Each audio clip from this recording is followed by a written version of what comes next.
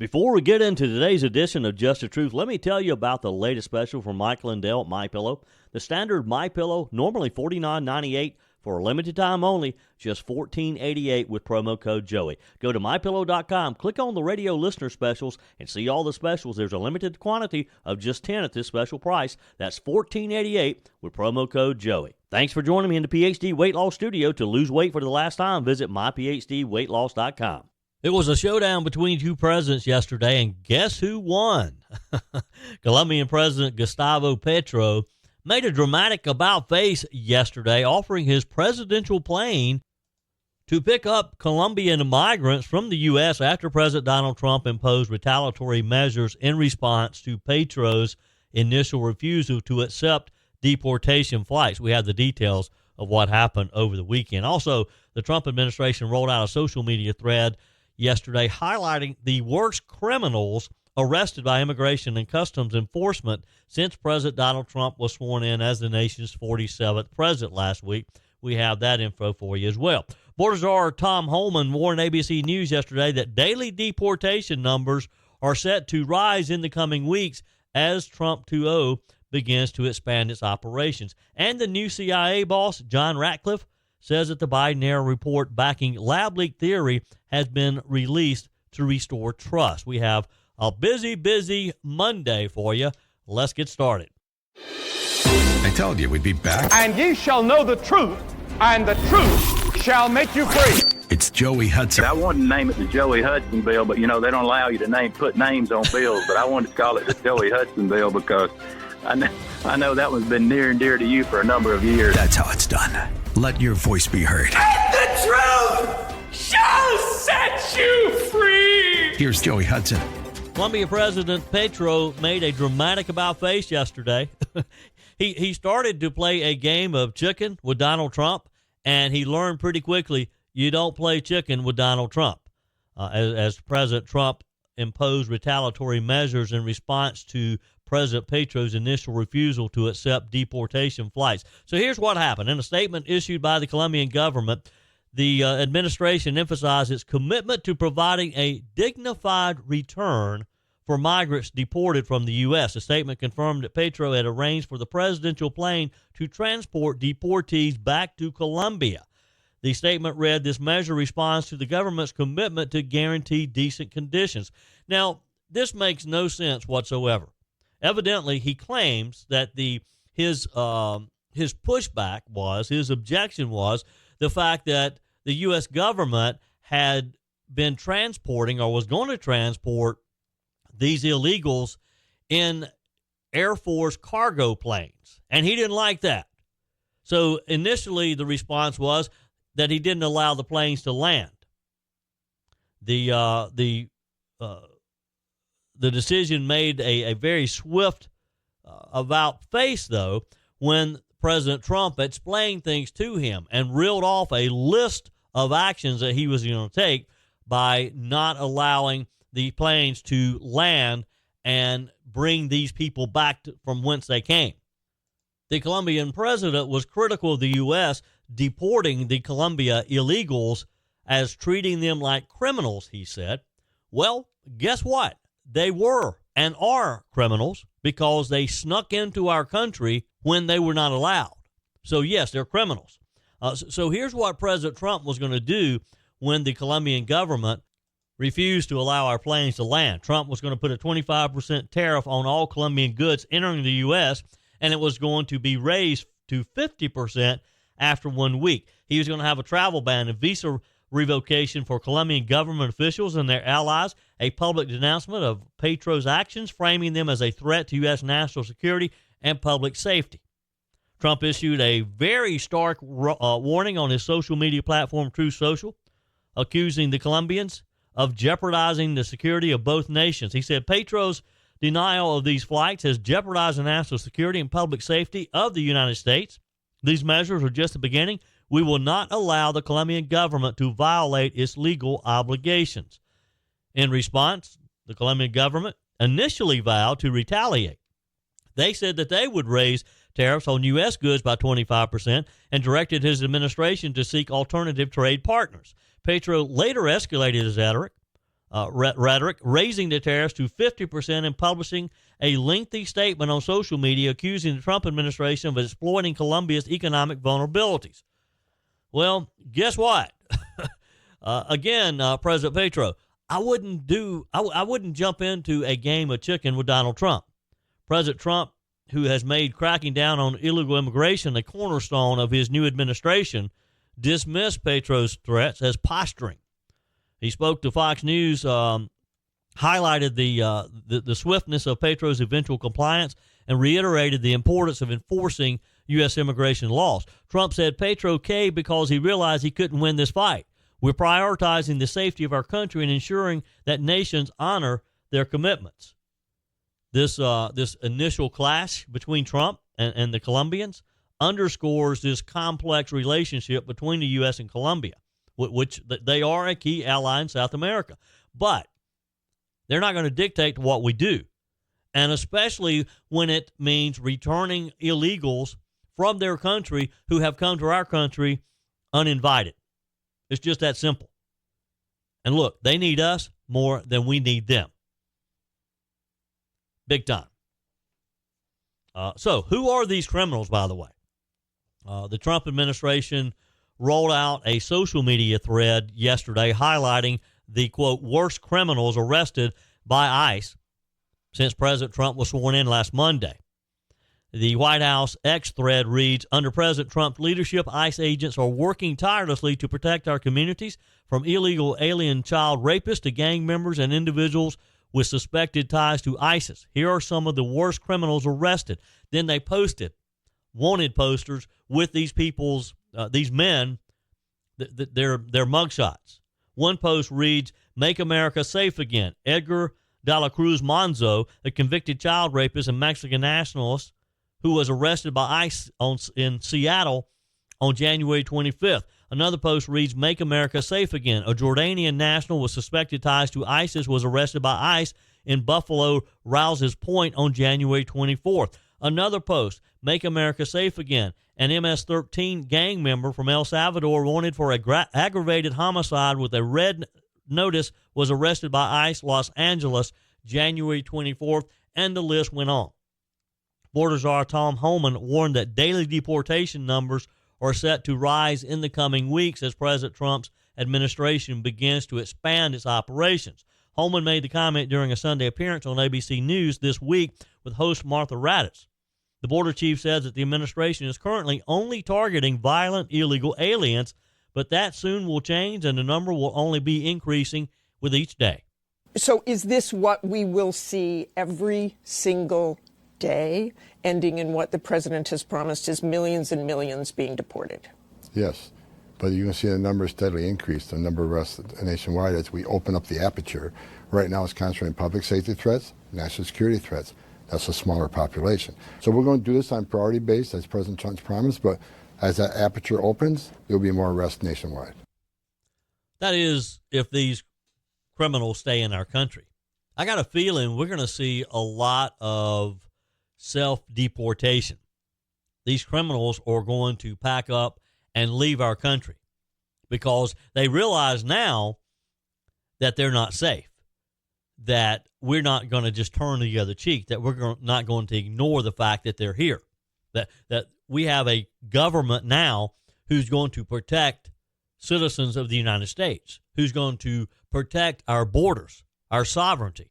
But here's the thing. Even after the American people spoke very loudly on November the 5th, there's still some in the mainstream media who still just don't get it. They don't understand. They're still trying to protect the so-called rights of illegals. Case in point, over the weekend, CBS anchor Margaret Brennan was talking with Vice President J.D. Vance. They actually were kind of sparring over the idea of unvetted illegal immigrants and refugees during this Face the Nation interview. Brennan asked the vice president for his thoughts on President Trump, through executive order, putting a pause on refugee resettlement operations while demanding enhanced vetting for visa applications, which is a fair thing to do. She specifically asked whether he stood by his past comments that the U.S. should not abandon anybody who's been properly vetted. although we don't know that the vetting process has worked the way it's supposed to. Here's J.D. Vance's response. Well, Margaret, I don't agree that all these immigrants or all these refugees have been properly vetted. In fact, we know that there are cases of people who allegedly were properly vetted and then were literally planning terrorist attacks on our country. That happened during the campaign, if you may remember. So clearly not all of these foreign nationals but there are have been properly 30,000 vetted. people in the pipeline, Afghan refugees. But my primary Do you stand concern by it? as the vice president, Margaret, is to look after the American people. And now that So we no. know that we have vetting problems with a lot of these refugee programs, we absolutely cannot unleash thousands of unvetted people into our country. These people it's are not vetted. good. These people are vetted. Just like the guy who planned a terrorist attack in Oklahoma a few months ago, he was allegedly properly vetted, and many people in the media and the Democratic Party said that he was properly vetted. Clearly he wasn't. No, and that was a very particular case. It wasn't clear if he was radicalized when he got here or while he was living here. I don't really But care, Margaret. I don't want that person in my country, and I think most Americans agree with me. And, of course, most Americans agree with you, Mr. Vice President. Margaret Brennan and her cronies in the left media just don't get it. They still don't have the message that Americans want our borders protected. We're tired of people coming into our country when they're not supposed to be here. Your comments are welcome on the Firmin Ford text line, 864-477-JOEY. That's 864-477-5639. Emails always welcome, joey@joeyhudson.com. There's a lot of talk about making America great again, and it begins with making America healthy again. Dr. Ashley Lucas and her team at PhD Weight Loss are at the forefront to educate and guide you to be your best self. The millions being spent in propping up Big Pharma are astounding, only to create long-term dependency and harmful side effects. Let's take a natural approach that isn't connected to a pharmaceutical company's bottom line. The coaches at PhD Weight Loss will show you how. The entire program is centered around science and nutrition, a proven roadmap that has helped over 8,000 clients lose over 331,000 pounds. You'll learn what to eat and when, how to quiet cravings, and finally get rid of that belly fat. Plus, you'll never take a medication. How many pounds would you like to lose in 2025? Do it the natural way with PhD Weight Loss, here to lead the charge to make America healthy again. Call PhD Weight Loss and schedule your consultation. 864-644-1900. That's 864-644-1900, or go to myphdweightloss.com. One more thing on illegal immigration before we move on. The DEA and federal law enforcement agencies executed a significant operation early yesterday morning. They targeted Venezuelan Tren de Arga gang in Colorado. You know, these are the ones who have made headlines this past year when they pretty much took over an apartment building in a part of Colorado. The authorities raided a makeshift nightclub, we're told, in Adams County that was a so-called invite only and reportedly filled with these gang members. What they didn't realize was ICE didn't need an invitation. ICE didn't care if it was invite only. The site was allegedly a hub for drug trafficking and other illegal activities. Nearly 50 individuals who were identified as illegal immigrants were taken into custody during the raid. Federal agents seized drugs, weapons, and a lot of cash during the operation. The operation was led by the DEA's Rocky Mountain Field Division in collaboration with Homeland Security Investigations, U.S. Immigration and Customs Enforcement, ICE, and ATF, the Bureau of Alcohol, Tobacco, Firearms, and Explosives. Many of those arrested have been linked to the Venezuelan gang, this Tren de Arga, known for its involvement in drug trafficking, extortion, and violence. These are bad guys. These are mean people. They will kill you without even thinking about it. This raid also highlights the gang's expansion beyond its origins in Venezuela, originally thought to only be in some of the major cities. Now we're seeing them pop up all around the country.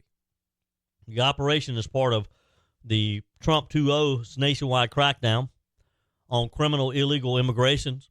And again, I think this is going to send a very clear message to a lot of these Mexican and South American gangs that the U.S. is not playing around anymore. You may want to just pack up and go back home. Otherwise, you could end up in a U.S. prison.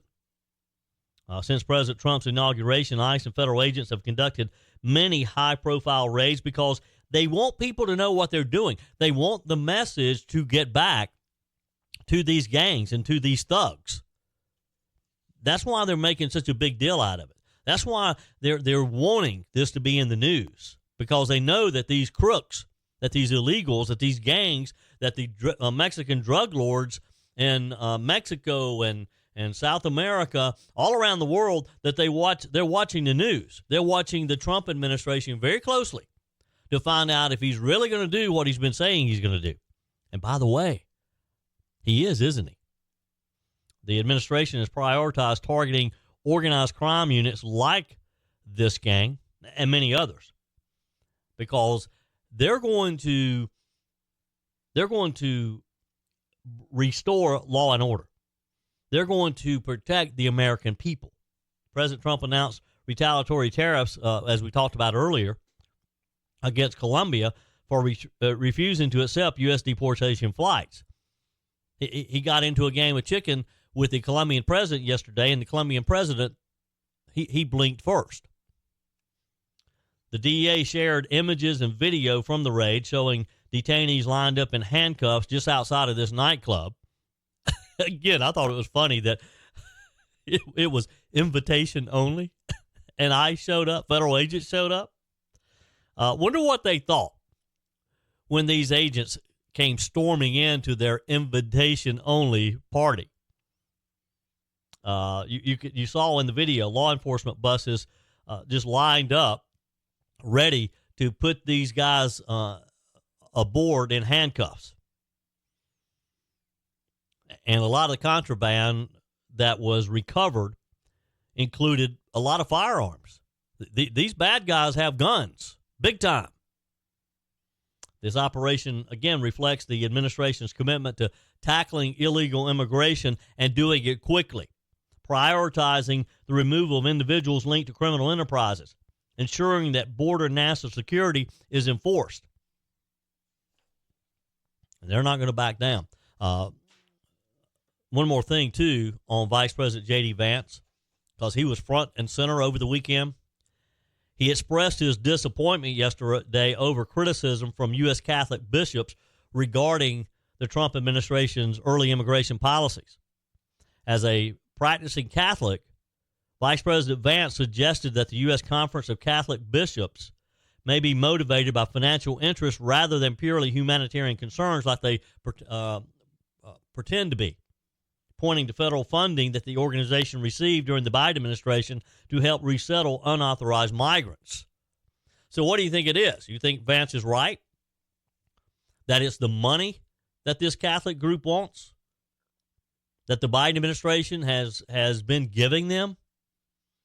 In an interview, Vance questioned the USCCB's motives. He said, are they worried about humanitarian concerns, or are they actually worried about their bottom line? The vice president also noted that the bishops had not been supportive of the immigration enforcement policies that Americans had voted for.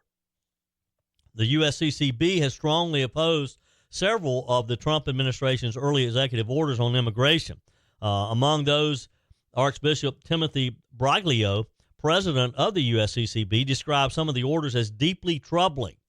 Bishop Mark Setz, chair of the USCCB's Migration Committee, accused the administration of dismantling humanitarian protections, leaving vulnerable children in dangerous situations. They always go back to the argument that the children are not being protected, don't they? Think they've ever thought that maybe the parents should have thought about their children before they put the whole family in this situation? Maybe the parents should not have come into the country illegally if they're so concerned about the children. And as Tom Homan has said, he's not going to separate families. He's not going to take children away from families. He's going to send them all back, which is what they should do. Your comments are welcome on the Firmin Ford text line, 864-477-JOEY. That's 864-477-5639. Emails always welcome, joey@joeyhudson.com. President Trump was pretty busy over the weekend. He was in Western North Carolina, of course, on Friday, taking a look at some of the damage that was done by Hurricane Helene and just talking with people, just trying to assess the situation. He had some observations about FEMA we're going to talk about in a minute because, he's not a big fan of FEMA.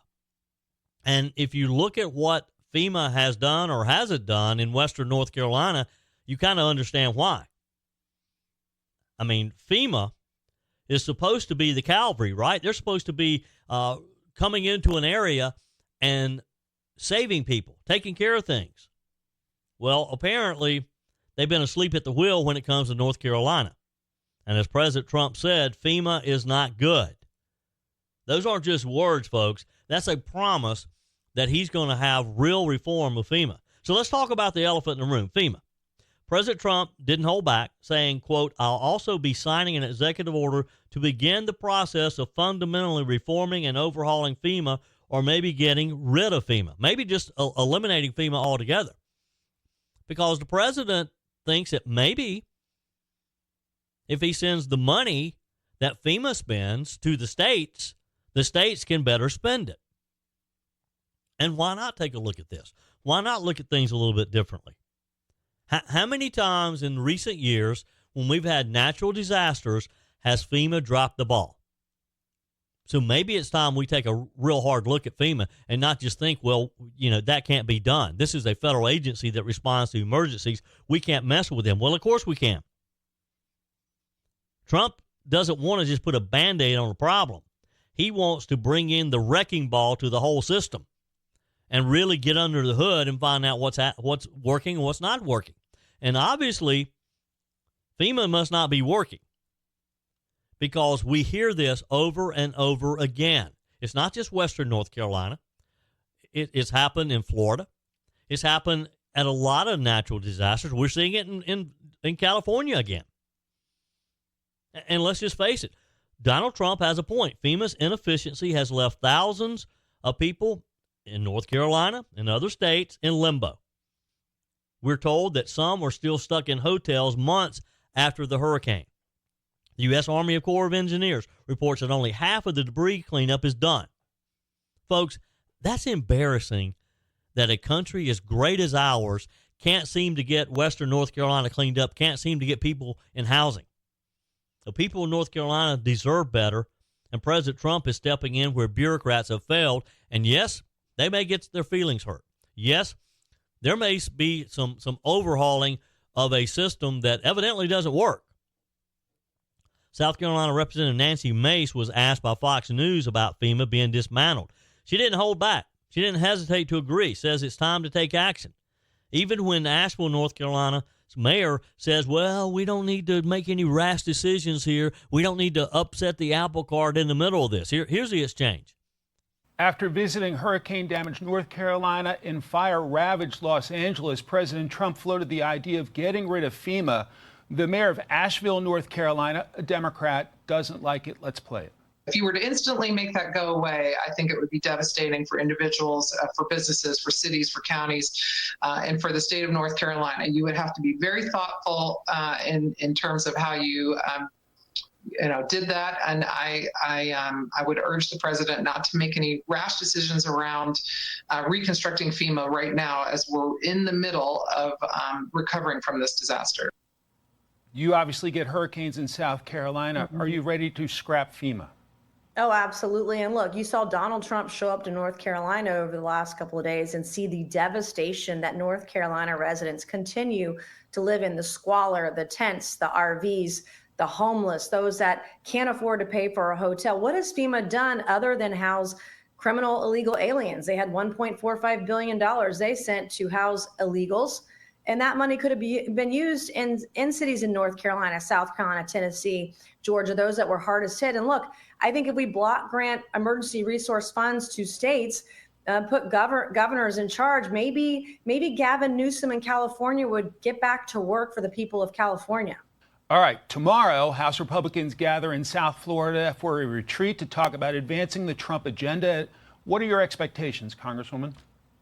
Well, a better understanding of how we're going to implement his agenda through Congress, because there will be roadblocks by some Republicans and a lot of Democrats that will try to stop President Trump's agenda. So how can we leapfrog over those hurdles that we will see? And also, what's the priority, and in what ways are we going to reduce taxes and keep those tax cuts permanent? How quickly are we going to deport millions of illegal aliens? How are we going to protect women? All those things that Trump promised on the campaign trail, and he's keeping those promises. He did more in his first 4 days than Joe Biden did in 4 years. And how can we help him? From the 2nd Congressional District of South Carolina, Representative Nancy Mace. She's right. And back on what the mayor of Asheville had to say, she's a Democrat, by the way. You need to understand that. But why would someone like the mayor of Asheville be concerned about whether or not FEMA is reorganized or not? She has to see for herself FEMA hasn't worked. Trump brought up the idea, and I think it's genius. He said, I'd like to see the states take care of disasters. You'll do it for less than half, and you're going to be a lot quicker to respond. Bingo. I mean, who knows a state better than its own leaders? Why rely on Washington bureaucrats who can't even find their own desk in a crisis?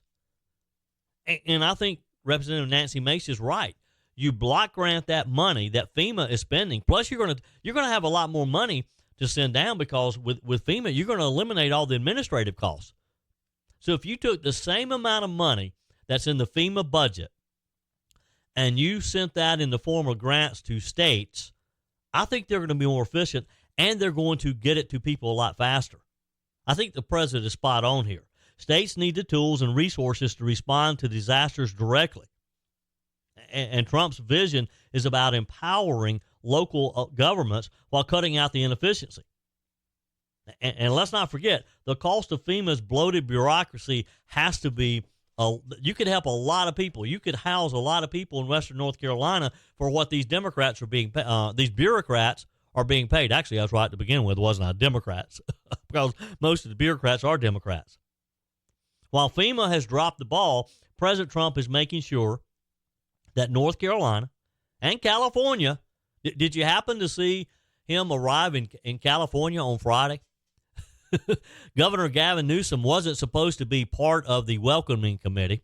In fact, Newsom wasn't even supposed to be involved at all. He showed up at the airport uninvited and was just standing there on the tarmac waiting for President Trump to get off of the plane. Now, it seemed like forever because Fox News kept a live camera on Newsom. He was just standing there by himself on the tarmac waiting for Donald Trump to come off of the plane. And I think Trump was sitting there looking out the window of the airport and made him wait for a while because it seemed like a long time. He did eventually come out. He came down. He greeted Gavin Newsom cordially. They shook hands. They talked. Then they walked over and they spoke with reporters there.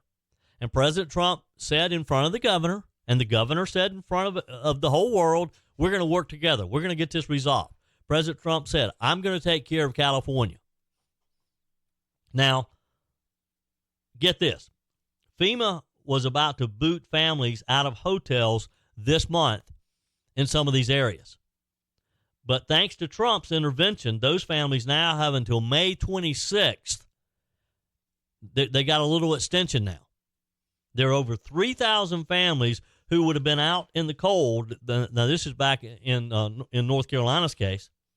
So while Democrats are sitting on their hands, literally, President Trump is rolling up his sleeves and getting the job done. Joe Biden has had months to respond to this and didn't do it.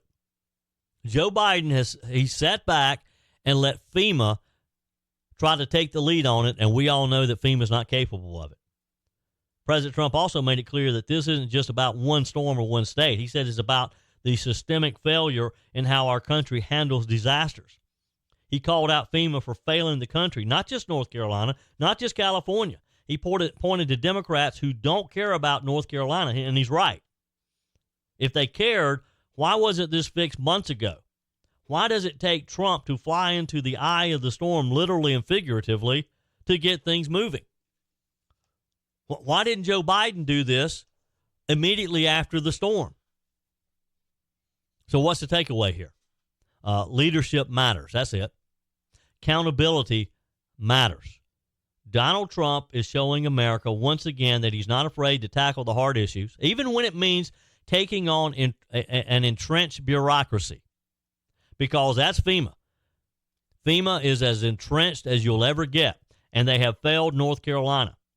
But President Trump's not going to let the people of that great state be forgotten. And he showed that on Friday by showing up and pledging to them his support. So whether it's fixing FEMA, whether it's empowering states to do what's best for their people, or stepping in to help Americans left behind, Trump is proving that he's the president who gets things done. And boy, last week was a head-spinning week. This week is going to be even busier. While the left says it stays busy with their endless investigations and political games and trying to stop everything that Trump does, Trump is just busy rebuilding North Carolina and keeping his promises to the American people.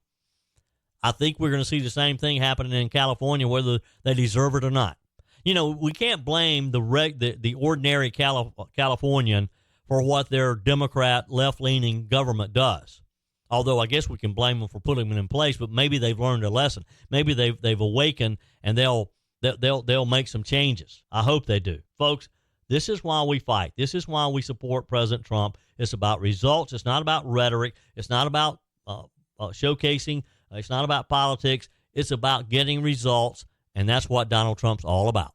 Your comments are welcome on the Firmin Ford text line, 864-477-JOEY. That's 864-477-5639. Emails always welcome, joey@joeyhudson.com. Speaking of the Firmin Ford text line, you know, it's never been more important to support locally run businesses owned by people who actually live here in the upstate. Let me take a minute to talk with you about our friends at Firmin Ford. If you're looking for a new vehicle, maybe a great pre-owned vehicle, one you can trust, or maybe you're looking to order that special vehicle.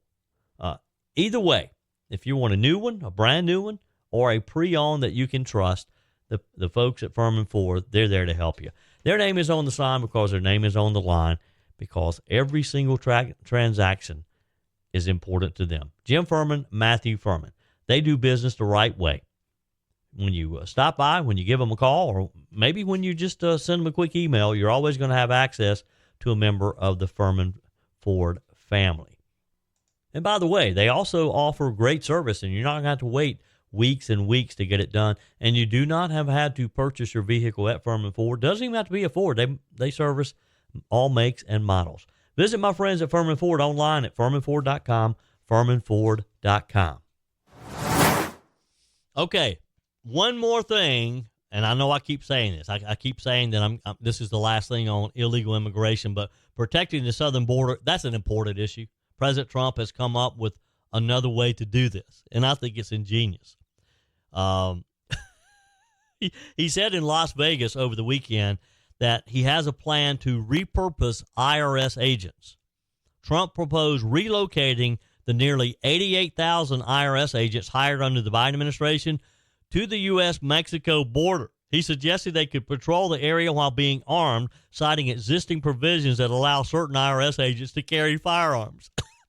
Now, remember these 88,000 agents that Joe Biden hired that you and I were just vehemently against, and he did it anyway because he was able to get it past the Republicans in Congress at the time? So now Trump wants to pull them off of audits and increasing our taxes. He wants to put them at the border. and you remember when they made such a big deal out of the fact that these IRS agents would carry firearms, that they'd be armed? Trump reiterated his decision to halt the new hiring of any IRS agents, so there won't be any more IRS agents hired in the near term. This was approved under the Inflation Reduction Act. You know, that act that had nothing to do about inflation, that Joe Biden was so proud of. He went around the campaign trail before he was pushed out by his own party, just bragging about the Inflation Reduction Act. It didn't do anything to reduce inflation at all. Trump also floated the idea of just abolishing federal income tax entirely, suggesting that tariffs could replace it as the primary revenue source for the government. He referenced the U.S.'s reliance on tariffs before the introduction of income taxes back in 1913 and argued for a return to such a system. Now, I don't know, because if it's tariffs only to raise our federal government's operating funds, that means we're going to pay a lot more for goods that we buy, unless we can just start relying on U.S. manufactured goods to begin with, which is what we should do. We need to start making what we need right here in our own country so that we don't have imports flooding in. Also on this trip to Vegas, Trump has been talking about no taxes on tips. This was a proposal aimed at benefiting employees in sectors like hospitality and dining. Well, he brought that up again to a cheering group of a cheering group of people in the service industry. And look, Las Vegas is the capital of the service industry. Trump emphasized his administration's ongoing efforts to dismantle federal diversity, equity, and inclusion, which we saw that last week. And boy, people are really literally standing on their heads about eliminating DEI.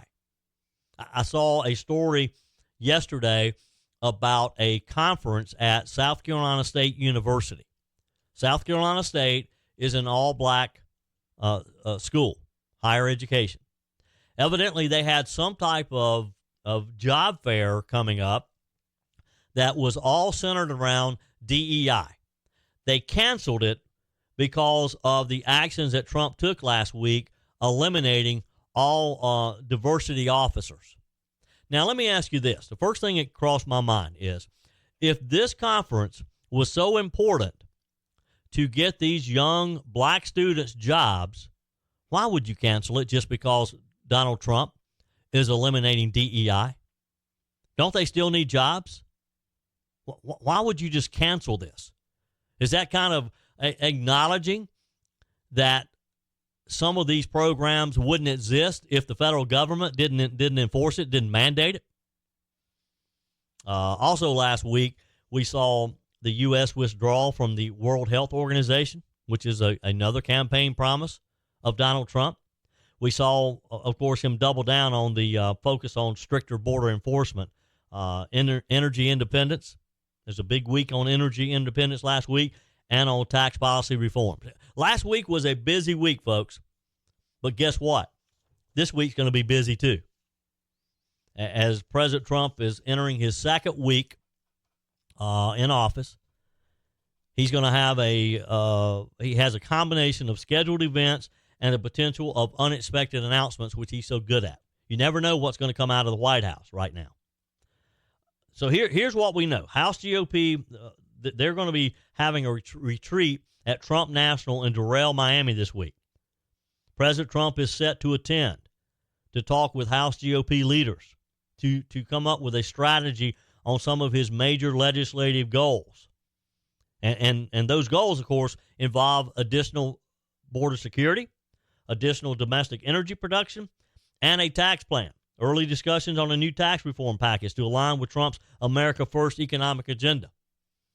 It's going to be a busy week. House Speaker Mike Johnson has emphasized the importance of the retreat in finalizing what he called a blueprint for a massive reconciliation package expected to tackle spending cuts and regulatory reform.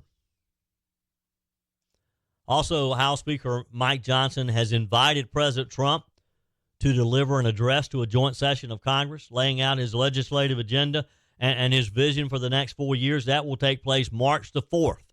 It'll be sort of a State of the Union speech. Senate Commerce Committee hearings on the Panama Canal.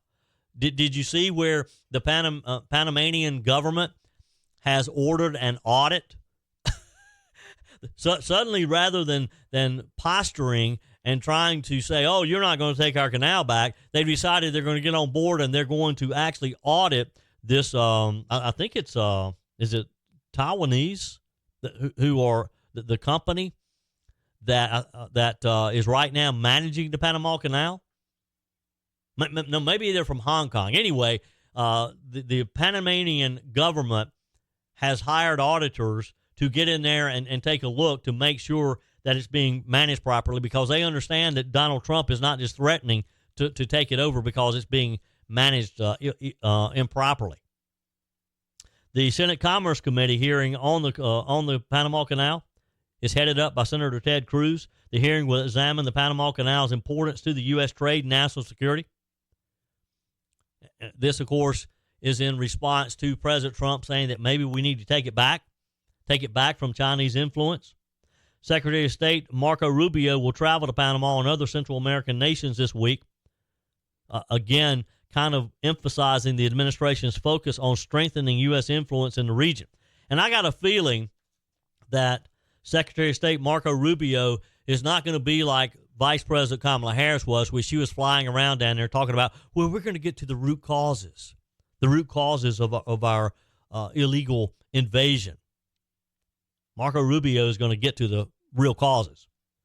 We will also watch the confirmation hearings this week of Tulsi Gabbard for Secretary of Veterans Affairs, Robert F. Kennedy Jr. for EPA Administrator, Kelly Loeffler for Treasury Secretary, Kash Patel for National Security Advisor. It's going to be another busy week when it comes to confirmation hearings. These hearings are expected to be contentious at times, particularly for Gabbard and Kennedy, given their bipartisan appeal and the history of controversial statements that both of them have made. And, of course, as Tom Homan promised, we can watch for these deportation operations, too. Homan and Acting Deputy Attorney General Emil Bovee will oversee enforcement actions in Chicago, we're told. ICE and federal agents have been active nationwide this past week, and we'll expect to see more of that this week. Again, it's going to be another busy week for week 2 of Trump 2.0. That's it for today's edition of Just the Truth. Thanks for joining me in the PhD Weight Loss Studios. To lose weight for the last time, visit myphdweightloss.com. If you haven't joined my mailing list yet, visit my website, joeyhudson.com. Click on the Connect with Joey button so that you can receive our emails and the most up-to-date news. Also, join me on my YouTube channel. Be sure and like, comment, and subscribe. Just search for Joey Hudson. As always, thanks for spending a few minutes of your day with me. Do me a favor and forward this episode to a few friends. Just click on the share button and send to your contacts. We need to build an army of conservatives to win our country back, and we can do that by continuing to share the truth with our friends and family. Keep those comments coming via the Firmin Ford text line 864-477-JOEY. Email to joey@joeyhudson.com, and I love your messages on the MyPillow message line. Again, that's 864-477-JOEY, 864-477-5639. Be sure and take advantage of the MyPillow special, just $14.88 on the standard MyPillows when you use promo code Joey. Order online at mypillow.com or call 800-893-4053. We're back again tomorrow and hope you'll plan to join us. Until then, remember, God's got this. He's still in control.